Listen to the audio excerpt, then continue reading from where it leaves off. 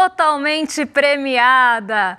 Hoje eu tô que nem o mercado financeiro, mais na torcida do que na projeção, porque a projeção do mercado financeiro mais parece torcida. E por que é que eu tô falando isso? Porque saiu o resultado da Petrobras, a gente vai comentar isso e vai mostrar as projeções do mercado financeiro. Então, vocês já sabem que vai parecer mais torcida do que qualquer coisa. Agora sim, eu vou dar bom dia para vocês. Bom dia a todos, bom dia a todas. Sexta-feira de carnaval, né? E a gente já está aqui entrando tanto no clima do carnaval quanto do Oscar. Bom dia para você que está nos assistindo na Pop TV, em Sobradinho e Porto Alegre. Já dei spoiler, já falei que a gente vai falar de resultado da Petrobras, mas tem outros assuntos importantes para tratar com vocês. Saiu o IGPM, vamos ver quais foram os vilões aí do mês de fevereiro, segundo a métrica da FGV. Mas tem também índice de confiança do comércio, tem superávit também, a gente vai falar sobre isso. O mercado também estava esperando um resultado do governo central um pouquinho diferente. Mas antes de tudo isso, eu vou dar bom dia para o André. Bom dia, André, como você está aí de casa? Bom dia, Débora. Bom dia a todos os telespectadores. Eu estou exatamente no mesmo local que eu vou passar o carnaval, em casa hoje. Então eu vou ficar aqui os próximos dias. Mas vamos falar do que a gente vai falar aqui no programa, porque a gente vai meio que fazer assim, hoje não saiu nada, né, Débora? Então a gente vai pegar tudo que a gente estava devendo para vocês aí, antes do sextou mais aguardado do ano, que é o sextou de carnaval. Então vai ter o IGPM, que saiu ontem, vou comentar hoje. Vai ter a Petrobras também. Saiu o resultado fiscal do mês de janeiro aí, teve superávit, mas o mercado não falou muito sobre isso também, né, para variar, né, a gente comenta mais depois. Então tem bastante coisa para a gente tratar aí nesse dia de hoje, mas a gente já pode passar para nossa agenda, né, Débora, já que tem tanto assunto, né, vamos ver se a agenda está movimentada também, né? Olha, a agenda está movimentada mais fora do Brasil do que aqui.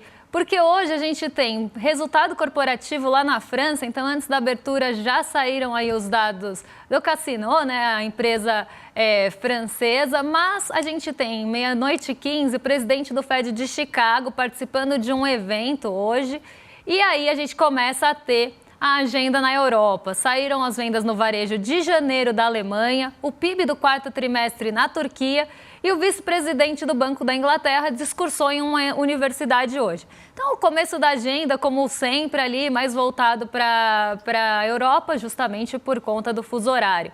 Mas aí a gente segue a agenda e vocês vão ver hoje que a agenda está muito tomada por dirigentes do Banco Central dos Estados Unidos, PIBs de uma forma geral, então tem PIB na França, Portugal, na Índia, tem também o CPI preliminar de fevereiro na Alemanha, índice de preços ao consumidor aqui, e 10:15, um indicador da FGV que é o de incerteza econômica. Depois que saem todas as sondagens, então saiu sondagem do consumidor, do comércio, dos serviços, depois que tudo isso é divulgado, eles fazem um indicador de incerteza econômica e meio que compilam todas essas sondagens. Ele é um relatório bem interessante.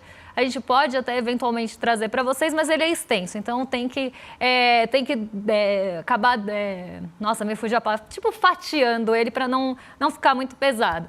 Mas a gente tem também o PIB do Canadá hoje, então como eu falei, PIBs tomando boa parte da agenda, só que a gente tem um dado que é bem importante, que saiu também agora nos Estados Unidos, que é o famoso PCI.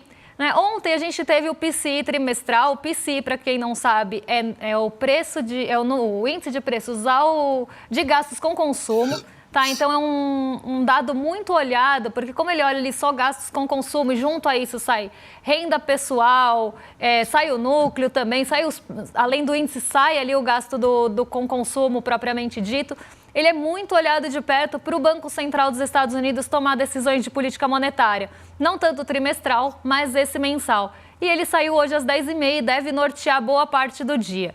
Lá também, 11:45, sai o PMI da ISM Chicago, não o do S&P Global. Esse vai ser divulgado posteriormente. Temos também poços de petróleo em operação. Mas tem já nas 10:30 da noite, algo que só vai para a gente refletir depois do carnaval, porque nesses dias não tem mercado aqui no Brasil. Para quem não sabe, o carnaval é um dos únicos feriados, na verdade é o único feriado que emenda no mercado financeiro. Então a gente não tem, na segunda-feira não tem mercado, ele só volta depois da quarta-feira de cinzas. Então, esses dados que vão sair durante esses dias devem só repercutir depois do carnaval. Então, hoje é um dia de bastante movimentação, não só por ser o último dia útil do mês, mas também porque vai ter aí anteceder o carnaval e muita gente já vai se posicionar para passar todos esses dias sem mercado. Então, um dia de bastante operação, embora não tenha muitos indicadores na agenda. E aí, 10h30, como eu falei, como estava falando, a gente tem o PMI industrial e de serviços da NBS, também não é o da S&P Global, esse é o medido na China mesmo, de fevereiro, mas isso deve repercutir, como falei, só depois do carnaval, assim como todos os dados que saírem na agenda global durante esses dias, André. Vamos então agora para o Brasil, Débora, falar aí do IGPM, né? O índice da GV saiu ontem, né? Mas a gente vai discutir ele hoje. Uma alta de 1,1% esse mês de fevereiro. Agora você tem um acumulado em 12 meses de 8,44 e a alta foi puxada muito pelos preços ao produtor, que estava caindo, e os preços ao consumidor. Então a mesma tempestade perfeita que a gente viu do IGP no IPCA 15, que era aumento do preço de combustíveis, a volta do bônus de Itaipu, o fim do bônus de Itaipu na energia elétrica, o café, fez com que o ovo também, né? O ovo teve um grandes problemas, né? Então, tudo isso aí acabou gerando essa inflação bem elevada aí segundo a FGV. Vamos ver aqui primeiro a variação, como que ficou a variação, né, do IGPM de uma forma geral. A gente vê no mesmo período do ano anterior, porque você estava com o índice de preços ao produtor, que é o IPA, muito reduzido, você teve uma deflação de 0,52%. Agora a gente tem um mensal de 1,06% do IGPM. Em 12 meses ele já chega em 8,44 e o acumulado do ano dele chega em 1,33. Vamos ver então agora os componentes dele, porque é aí que é o mais importante, porque o que mais atinge a gente é o IPC, né? E a gente vê que o IPC ele está em 0,91. A gente vai ver quais são os destaques deles aí depois aí para entender por que subiu o IPC de tal forma. Mas a gente tem essa alta de 0,91, com um acumulado em 12 meses já chegando em 3,96.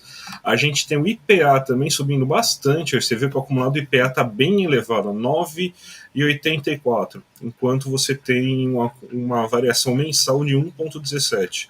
O INCC, que é o índice da construção civil, subiu 0,51 e já está com o acumulado de 7,18. Então a gente vê que realmente esse mês de fevereiro ele teve uma alta muito grande de preços de combustíveis, uma alta de energia elétrica, e isso daí afeta muito os produtores e os consumidores ao mesmo tempo. A gente vai ver agora as influências, inclusive. Vamos lá ver as influências para vocês entenderem quais foram os vilões, né? A gente teve, tarifa de energia elétrica residencial, um aumento de 5,52% aí nesse mês. A gasolina subiu 2,44% para o consumidor. A gente tem que o ensino superior subiu 5,63%, o fundamental 6,16%, e a gente tem aqui também que o café em pó subiu 12,17%. Se a gente pega também a produtor, a gente vai ver, por exemplo, aí que teve alta do café em grão, do café moído ao produtor, a gente teve alta do diesel ao produtor, o diesel ao produtor subiu 4%, o ovo ao produtor também subiu bastante, subiu mais de 20%, subiu 21%. Então, em pleno carnaval, a gente tem esse problema, o ovo subindo bastante. A gente sabe que está com o problema do calor, a quaresma chegando, as pessoas vão comer menos carne. Isso daí vai aumentar o preço do ovo, então as galinhas não estão querendo botar ovo aí, tá muito quente. Quem quer trabalhar, né, nesse calor aí, sem ar-condicionado, eu entendo perfeitamente nossas amigas galináceas nesse momento. Então isso tudo aí tá gerando essa inflação que a gente está vendo, né? E a gente vê as quedas que você teve queda na passagem aérea, na batata inglesa, a queda no arroz. O cinema caiu, então tá mais barato para vocês verem ainda estou aqui, que nem a Débora estava de Fernanda Torres nesse começo, mas a gente vê aí que a gente tem bastante problemas aí em alguns setores aí, café e o ovo agora entrando na brincadeira também como um grande problema. A gente tem os combustíveis também afetando bastante a inflação, energia elétrica com o fim de Itaipu, então todo aquele efeito rebote, ou seja, tudo aquilo que a gente teve de influência positiva da energia elétrica em janeiro, agora ela volta a aparecer em fevereiro. E e esses fatores sazonais como cursos de ensino superior. Então, essa aí, Débora, mais ou menos a explicação que a gente tem de por que você teve um IPC, um IGPM tão elevado aí nesse mês de fevereiro. E um IGPM aí também bem parecido com o IPCA 15, né? Vários dos mesmos itens aparecendo nos dois índices, até porque um mede do dia 15 ao dia 15, o outro também termina um pouco antes do final de fevereiro, mas aqui o que eu queria trazer é que a gente vê essa aceleração, né, acontecendo muito por questões sazonais, né? Se a gente for pensar, Quaresma tem todo ano, calor também tem todo ano, ensinos superior, fundamental, tudo sendo reajustado tem todo ano, mas a gente tem uma coisa a mais, porque eu até vi alguns comentários quando a gente falou do preço dos ovos aqui na semana passada, sexta-feira passada, para quem não lembra, a gente abordou bastante esse tema. E a gente acabou, na verdade, na quinta-feira passada. E aí muita gente falou, mas calor e Quaresma tem todo ano. A questão é que está mais quente e está ficando mais quente. E a gente tem projeções de que a gente passe a ter verões mais quentes. Junto a isso, tem o quê? Alta de preço de milho. Junto a isso, tem preço de embalagem também, que está mais caro. Então, tudo junto acaba levando o preço dos ovos para cima. Então, o calor está penalizando muito. Para quem não sabe, galinhas, elas são bichinhos ali de sangue quente. Então, se você tem um calor excessivo, elas gastam bastante energia só para ficarem, para sobreviverem mesmo, para estarem fazendo suas atividades normais. Então, para botar o ovo é muito mais difícil, elas gastam muito mais energia, então elas colocam menos ovos. É que nem a gente mesmo, que fica com calor e, não, né, e fica com menos energia para fazer as coisas na maioria das vezes. As galinhas, elas sofrem muito com isso. E como as regiões de São Paulo, que tem as granjas, né, as regiões granjeiras, elas estão muito quentes, as galinhas estão sofrendo muito. E a gente até brincou, né, na semana passada, colocou ali a galinha segurando uma Louis Vuitton, mas eu acho que, né, elas não tomaram essa consciência de classe ainda, né? Elas são bastante exploradas, as galinhas. Queria que elas tivessem acesso a tudo que elas produzem e quaisquer itens que elas quisessem consumir, mas a gente sabe que a exploração das galinhas não é fácil. Mas vamos passar para outro assunto aqui. Vamos falar sobre Petrobras, porque foi um assunto que vocês cobraram ontem. Eu falei que eu ia trazer hoje, porque a gente ia destrinchar o resultado da Petrobras para entender o que está acontecendo, o que levou a esse resultado. A gente vai falar das outras petrolíferas também. Então, eu queria explicar para vocês com calma. E ontem a gente teve outros dados que acabaram tomando bastante tempo e ia ficar muito apertado para falar de Petrobras. Bom, a Petrobras ela teve lucro no ano. Se a gente olha o ano de 2024 todo, ela teve 36 bi de lucro ao longo do ano. Teve queda, sim, em relação ao ano passado, como a gente vai ver daqui a pouquinho, mas ainda assim ela vai pagar 9 bilhões em dividendos para os acionistas. Mas vamos entender, né? Porque está todo mundo falando, o prejuízo da Petrobras, o que está acontecendo com a Petrobras. Então vamos começar vendo o que o mercado estava esperando para a Petrobras, porque o mercado estava com projeções bem otimistas. Eu acho que eu vou explicar para vocês por que o mercado errou tanto aqui na mão em relação aos dividendos, em relação ao lucro líquido da Petrobras. Então, vamos colocar aí na tela para o pessoal de casa acompanhar. Boa, o BTG, vamos pegar banco por banco aqui. O BTG, ele esperava vamos falar primeiro do lucro aqui, né? 11,8 bilhões de lucro líquido no trimestre, tá? Que a gente não está olhando o ano, a gente está olhando estimativas para o quarto trimestre. O Citi esperava 7 bi. A XP esperava 4,7 bi e o Itaú 14 bi. A UBS esperava 8,2 bi. O que aconteceu? Teve um prejuízo de 17 bilhões. Mas aí a gente tem que entrar num ponto para entender o que é esse prejuízo. Tem questões cambiais, como a gente vai ver daqui a pouquinho, eu vou explicar isso para vocês, mas tem questões contábeis também. Só para vocês entenderem, quando a gente olha um balanço de uma corporação, de uma empresa, a gente olha regime de caixa e regime de competência. Nem tudo que você provisiona num regime de competência vai sair do caixa. Por isso que a gente separa os dois. Então, não necessariamente tudo que está num balanço saiu de fato do caixa. Pode ser que só esteja provisionado porque precisa estar provisionado naquela competência, naquele mês de competência, naquele trimestre de competência. E a Petrobras ela foi muito afetada por isso, porque a Petrobras ela tem dívidas em dólar. E o dólar subiu muito no final do ano. Então, essas dívidas elas ficaram mais caras, elas subiram muito. Isso quer dizer que a Petrobras vai desembolsar todo esse caixa de uma vez só? Não, ela está provisionando essa dívida e conforme o dólar flutua, essa dívida flutua junto. E isso acabou prejudicando bastante a Petrobras. Isso sem contar algumas questões mesmo de transações tributárias que a Petrobras acabou tendo nesse trimestre. Se a gente não tivesse esses eventos extraordinários, aí o lucro dela no ano seria mais parecido com o ano passado. Seria ali na casa dos 100 bi. Mas como a gente teve todos esses eventos extraordinários e essa alta cambial, teve queda do preço do petróleo também, mas tudo isso levou com que a Petrobras tivesse prejuízo no trimestre, mas ainda tivesse lucro no ano. Em relação aos dividendos, aí sim eu falo que parece mais torcida, e o lucro também, né? Parece mais torcida do que projeção. Porque olha aí, 19 bilhões projetados pelo BTG, 43 bilhões projetados pelo Citi, 17, dá até vontade de rir, né? Porque é muito discrepante. 17,5 bilhões projetados pela XP, 15,2 bilhões projetados pelo Itaú, e a UBS projetou 14,4 bi, a Petrobras vai distribuir 9,1. E o EBITDA, que é o potencial de gerar caixa da empresa, também o mercado errou bastante, eu não vou falar um por um, porque estão todos muito próximos ali dos 60 bi, mas o que realmente aconteceu foi 40 bilhões. E essa geração de caixa, esse potencial de geração de caixa, também foi influenciado por todos esses motivos que eu já expliquei para vocês, tanto o lucro quanto o potencial de geração de caixa. Mas a gente separou também um painel para vocês acompanharem aí os principais indicadores da Petrobras e os motivos. Então o resultado a gente já falou, né? Foi 36,6 bi no ano ou 7,5 bilhões de dólares. Queda em relação a 2023, que a gente tinha teve um lucro, né, de 2023 de 124 bilhões no ano todo, então teve uma queda aí de 70% no lucro líquido da Petrobras anual. E as principais causas: variação cambial em dívidas com subsidiárias no interior, então do exterior, isso eu já falei para vocês. As transações tributárias também prejudicaram bastante, e aí a gente também tem que pensar que algumas transações que acontecem em balanço são às vezes mudanças de caixinhas. Elas estão ali numa caixa e ela passa, por exemplo, para patrimônio. Então, por mais que tenha tido prejuízo, teve um aumento de patrimônio por questões também contábeis empresariais.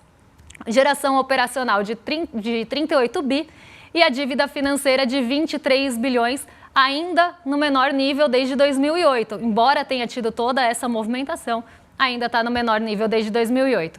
Vamos seguir que tem mais um painel aí para vocês com algumas informações também sobre o lucro da Petrobras. Investimentos e pagamentos em projetos teve 91 bilhões, dividendos pagos 102 e tributos pagos aos cofres aí 270 bi, o segundo maior valor em 10 anos. Produção e abastecimento. Isso é importante a gente entender para ver para onde também estão indo os investimentos, para onde está indo o dinheiro da Petrobras, como é que está a produção da Petrobras, porque isso é muito importante, inclusive, para projeções futuras, para, inclusive, guidance, né, que é a sinalização para os próximos trimestres. Então, produção de petróleo e gás natural, 2,7 bilhões de barris diários, índice de reposição de reservas de 154%, recorde na produção de gasolina e diesel, e o diesel produzido em 2024 era capaz de abastecer 1,5 milhões de caminhões. Então aqui, né, a gente vê que a Petrobras, por mais que ela tenha tido prejuízo, não foi um ano ruim. Ela foi muito afetada principalmente pela questão cambial e das dívidas, e por alguns ajustes de contábeis que fizeram com que as coisas mudassem ali de lugar. Mas não foi um ano ruim para a Petrobras, senão ela também não estaria distribuindo 9 bilhões de dividendos. Mas também não foi um ano bom para as petroleiras de uma forma geral. Então a gente pegou aqui outras petroleiras, outras petrolíferas globais, para a gente comparar se elas também tiveram queda no ano de 2024 em relação ao ano anterior. E na maioria das vezes, sim, elas tiveram. A BP, por exemplo, tinha tido um lucro em 2023 de 15,2 bilhões de dólares. Aqui estão todas dolarizadas para a gente poder comparar outros países. Então, de 15,2 para 0,4, então ela teve, na verdade, 350 milhões ali, que aqui está arredondado, mas é algo em torno de 350 milhões, se não me engano, de lucro líquido. A Shell saiu de 28,2 bilhões de dólares para 23, queda de 18%. A BP teve queda de 97%. A Chevron teve queda de 17% no lucro, de 21 para 17 bilhões. A Total Energies também de 21%, queda aí de 23 para 18. E a ExxonMobil caiu 6%, o lucro de 36 para 33. Ela foi a que menos sofreu entre as petrolíferas globais. E a Petrobras, queda de 70. E todas elas também sofreram com a queda do preço do petróleo durante o ano. Para quem lembra, né, o preço do petróleo ele deu uma esticada muito grande ali nos anos anteriores e depois ele foi arrefecendo. E isso acaba mexendo, sim, com o lucro das principais empresas de petróleo que já tiveram lucros anteriores reduzidos. E a gente não pode deixar de esquecer que o ano passado foi muito bom para a Petrobras. Ela teve um lucro histórico aí de mais de 124 bilhões. Então também era de se esperar que caísse um pouco de um ano para o outro. Mas a queda foi mais acentuada justamente pelas questões cambiais e pelas transações tributárias, André. Eu acho assim, uma das coisas que mais me irritou de toda essa história aí do mercado eles ficarem bravos que a Petrobras anunciou aumento de investimentos, né? Eu acho isso um absurdo, né? Porque aí mostra muito como que é a cara do dito mercado mesmo, né? Pô, uma empresa tem que investir para conseguir aumentar a sua capacidade produtiva, para conseguir continuar gerando lucros futuros. Só que na visão deles essa questão se eles vão pegar uma parte desse dinheiro para investir, então quer dizer que isso daí vai significar que eu vou ter menos dividendos sendo pagos para mim. Eles só pensam realmente no dinheiro do bolso, né? É um pouco aquela questão, tipo, que o Keynes falava, né? Que você perde essa função, né, da Bolsa de Valores, que seria você garantir o financiamento por outras fontes aí da empresa e simplesmente você vai lá e só quer saber aí de pegar o dinheiro da maneira mais imediatista possível, né? Então acho que assim, o mercado, assim, depois do mercado ficar bravo aí que reduziu, que gerou muito emprego nesse mês. Agora o mercado fica bravo que você aumentou que a Petrobras vai aumentar os níveis de investimentos. É o fim da picada, né, Débora? Mas é de se entender, né, André? Porque o mercado ele olha muito curto prazo. Então ele quer saber se ele vai ter lucro no curto prazo. Ele não está pensando no médio e longo prazo. Porque se estivesse pensando em médio e longo prazo, ele estaria mais preocupado na geração de valor da empresa e quanto ela reinveste para aumentar sua capacidade produtiva, para aumentar a sua competitividade, para ter mais tecnologia, ficar mais tecnológica e mais ali realmente competitiva com os pares globais. Então ele estaria olhando para tudo isso se ele estivesse pensando sim em valorização da empresa a médio e longo prazo e perspectivas de lucros futuros. Mas parece que o mercado ele sempre olha de uma forma rasa, como um pires mesmo. Ele quer saber se no próximo trimestre ele vai receber os mesmos dividendos que antes. Só que ele esquece que se a empresa não investir em tudo isso, se não continuar competitiva, se ela não se modernizar, se ela não investir em tecnologia, ainda mais a gente está falando de uma empresa de petróleo, se ela não tiver ali uma capacidade produtiva que funcione e que traga ali, que tenha um aumento para suprir as suas demandas, ela não vai receber os dividendos no longo prazo. Precisa também ter esse investimento. E essa é uma crítica que eu faço ao mercado financeiro há muito tempo. Porque por muitos anos a Petrobras distribuiu mais do que ela tinha de lucro e de dividendos. Então ela estava distribuindo mais de 100% do lucro, principalmente nos anos anteriores, em governos anteriores. Ela tinha essa distribuição enorme, não só para isso entrar como receita também para o governo, mas para agradar os acionistas. Só que se você distribui mais de 100% do seu lucro, você reinveste como? E aí o mercado entra também com outro interesse, que não é só desse lucro no curto prazo. Se a empresa começar a ficar mais sucateada, também fica mais barato para ele comprar. E eles têm um interesse sim na Petrobras, nunca esconderam isso. Então acho que tem dois fatores aí. Toda vez que sai notícia de que a Petrobras está pensando em investimento, e isso foi uma causa de atritos muito grandes no passado. Se a Petrobras falar, vou aumentar o investimento, eu vou liderar a transição energética, o mercado fica com um bico desse tamanho porque ele pensa, bom, então vai diminuir meus dividendos. E eu quero dividendos no curto prazo, porque não sei o que vai ser daqui a 10, 30 anos, que é o tempo de uma maturação, por exemplo, de uma transição energética que é de longuíssimo prazo. Então ele não vai olhar nesse horizonte, ele vai pensar no agora e, se possível, deixar o mais ali sucateado, segurada para ele poder comprar mais barato se um dia a Petrobras voltar a ser alvo dessa especulação de privatização. Então a gente tem que entender como a cabeça do mercado funciona, porque a gente entende todas essas reações, inclusive aqui dessa reação tão exagerada aí a possíveis dividendos menores, por exemplo, ou a possíveis investimentos que deveriam sim ser comemorados, porque isso vai garantir a sustentabilidade desse lucro no futuro, mas não, eles estão pensando só no curto prazo. E falando em mercado, André, acho que dá para a gente falar rapidinho aí do superávit, né, que surpreendeu também o mercado, superávit primário. Sim. Só uma pergunta, Débora. O pessoal do mercado financeiro, ele repercutiu muito aí, bateu bem essa notícia? 0 menções, André. Assim como o resultado que a gente falou ontem, eu não vi o superávit primário sendo alvo de muitas manchetes não, viu? Porque assim, o risco fiscal é sempre aquela mesma coisa, toda hora. Porque o fiscal do Brasil, o governo gasta muito. Teve uma. Não é, então, de novo, não quero dizer que eu concorde, tá? Eu só tô falando aí que é o que o mercado pede e o governo tá dando pro mercado isso, mas mesmo assim a ingratidão é um negócio absurdo, né? Porque assim, 84,88 bilhões de superávit, um aumento de 2,2% aí em relação ao mesmo período do ano anterior. A gente tem até a tabelinha para mostrar da onde que veio isso, né? Que você teve aumento da receita, aumentou bastante a receita recebida em janeiro de 2025 em comparação com 2024, e aumentou, e esse aumento da despesa, ela já está, se eu não me engano, eu posso estar errado, mas deve ter dado realmente uns 2,2% de aumento só nas despesas, né? 2,5%. Então você já vê aí que a despesa não subiu tanto assim quanto aumentou a receita. Então você teve um belo esforço aí de você conseguir ter que, mesmo com a receita aumentando bastante, você não tem uma escalada de despesa tão elevada. Concordo com isso? Não, mas é o que o mercado quer. Então, vamos falar com a cabeça do mercado. Isso daí gerou um resultado, um superávit de 88,8 bilhões nesse mês. Mas parece que, mesmo assim, o governo continua sendo gastão, inflacionista, todos aqueles adjetivos aí que o pessoal fala, parece que não olha um dado, um número. Não tem um número que o pessoal olha aí para falar essas besteiras que eles falam aí, né? E a gente tem que defender até o que a gente não gosta, né? Que é superávit, né, Débora?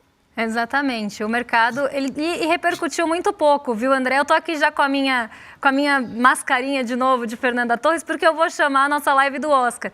Mas o mercado falou muito pouco disso, porque é o que eu sempre falo, o mercado é muito seletivo aí no seu olhar para o fiscal, é sempre só quando interessa. André, eu vou me despedir de você. Bom carnaval, a gente volta só na quinta-feira.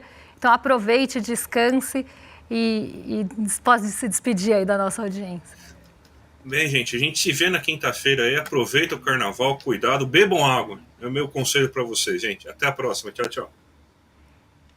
E já nesse clima de carnaval e de Oscar, eu quero convidar vocês para a nossa live que vai acontecer domingo às 7 horas da noite. Então você vai entrar nesse link aqui, icl.com.br/Oscar, e vai poder assistir o quê? O react do Oscar com o William De Luca e vários convidados. Então vai ter o Eduardo Moreira, tem também aí a Carol Martins e o Duda Leite, vai ter aí o react, né, do Oscar com o nosso elenco, vai ter uma exibição da entrevista exclusiva também com a Vera Paiva e o Marcelo Rubens Paiva. Então assim, gente, já sabem que é imperdível, como todos os nossos outros eventos também são, mas esse vai ser muito especial e, como falei, eu estou mais na torcida do que na projeção desse ano e eu me investi aqui de mercado financeiro nessa projeção. Inclusive, o figurino hoje, né, nessa coisa de carnaval, já me colocou aqui, ó, eu acho que eu estou sentindo também uma torcida do figurino, porque eu estou o quê? De rosa e verde, né? Nem vou fazer a piada que eu pensei, porque eu sei que o chat já vai fazer, mas me vestiram meio de mangueira aqui. E é nesse clima de carnaval e Oscar que eu passo para os nossos vizinhos de cima. Então o William De Luca e o Guga Noblar já estão prontos para receber vocês. E eu só volto na quinta-feira, porque eu vou soltar confete serpentina nos bloquinhos. Um beijão e até segunda-feira. Até segunda não, até quinta, pessoal. E olha só o que chegou aqui, ó. Pois é, olha aí, agora a lojinha do ICL também tem livros, muitos livros. Um livro pode mudar uma cabeça, uma biblioteca inteira pode fazer uma revolução. Venha na lojinha do ICL, acesse souicl.com.br e veja os livros que a gente tem para você. Livros que nesse lançamento saem com desconto de 15%. Vale a pena dar uma passada por aqui. souicl.com.br